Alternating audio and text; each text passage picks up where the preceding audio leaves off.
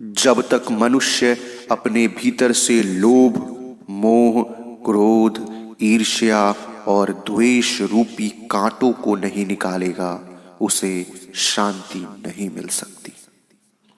जी हाँ दोस्तों, आज की हमारी कहानी माया मोह त्यागने पर ही मिलेगी शांति, इसी भावना पर आधारित है।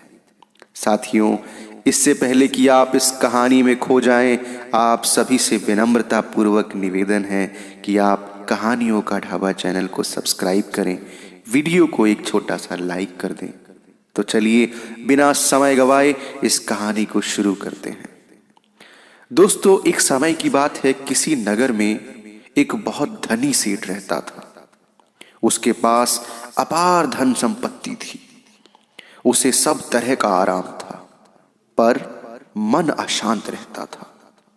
हर घड़ी उसे कोई ना कोई चिंता घेरे रहती थी। सेठ सदैव उदास रहता था।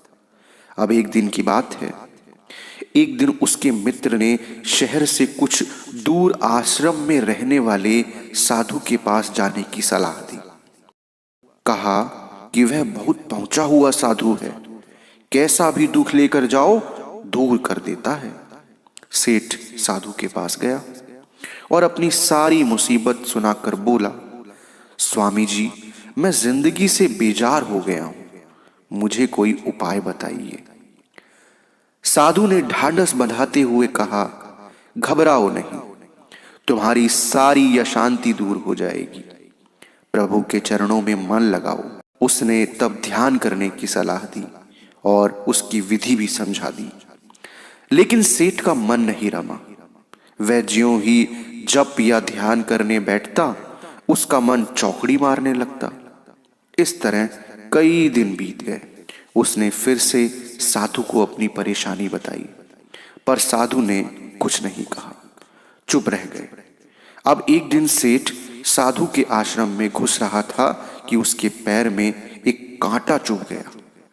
सेठ वहीं बैठ गया और पैर पकड़कर चिल्लाने लगा, स्वामी जी, मैं क्या करूं, बड़ा दर्द हो रहा है। साधु ने कहा, चिल्लाते क्यों हो, कांटे को निकाल दो। सेठ ने जी कड़ा करके कांटे को निकाल दिया। उसे बड़ा आराम मिला। साधु ने तब गंभीर होकर कहा, सेठ, तुम्हारे पैर में जरा सा कांटा चुभा और तुम बेहाल हो गए, लेकिन यह सोचो कि तुम्हारे भीतर लोभ, मोह, क्रोध, ईर्ष्या, द्वेष और ना जाने किस किस के कितने बड़े बड़े कांटे चुभे हुए हैं। जब तक तुम उन्हें उखाड़ोगे नहीं, उन्हें निकालोगे नहीं, शांति कैसे मिलेगी। साधु के इन शब्दों ने सेठ के अंतर में ज्योति जगा दी। उसके अज्ञान का अंधकार दूर हो गया। मोह माया से दूर होने पर उसे शांति का रास्ता मिल गया। तो दोस्तों, अगर यह कहानी आप सभी के हृदय को छू पाई, तो प्लीज कहानियों का ढाबा चैनल को सब्सक्राइब कीजिएगा, वीडियो को लाइक कीजिएगा। हम आपके लिए ऐसी ही सुंदर मनोरम कहानियां सदैव लाते रहेंगे। तब तक के लिए धन्यवाद।